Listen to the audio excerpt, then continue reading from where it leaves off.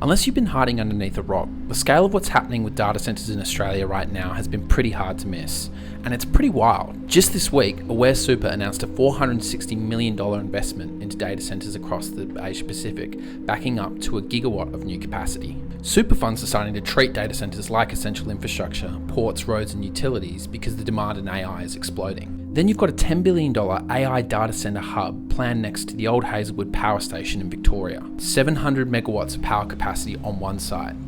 That's enormous, and it tells you how energy hungry this next wave of compute really is. At the same time, Bevan Slattery is planning a $700 million subsea cable directly connecting Australia to the US. He's basically saying the missing part of the AI boom isn't just data centres, it's connectivity at scale and across the world. But as always, the story is a complicated one. Economists are warning that data centres alone could need half of Australia's electrician workforce at peak demand. Others are saying that they could consume between 10 to 12% of Australia's electricity in coming decades. And water authorities are flagging cooling demands that are the equivalent to tens of thousands of homes. Some industry groups are saying we're not ready from a water perspective, an energy perspective and a workforce perspective. How are we supposed to plan the construction and utilisation of these energy and water hungry data centres? That's the big question on everyone's lips. Capital is moving fast. Super funds, hyperscalers and investment firms are all in on data centres. And Australia's starting to catch the back of this wave and beginning to be positioned as a global AI data centre hub. Poorly designed data centres though risk community backlash, major delays and becoming stranded assets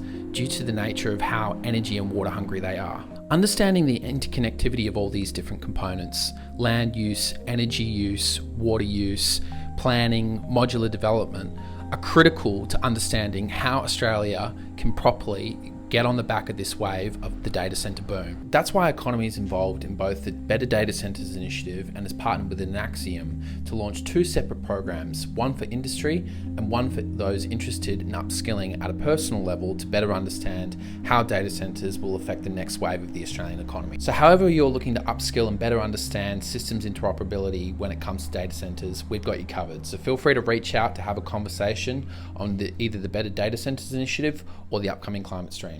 Thanks.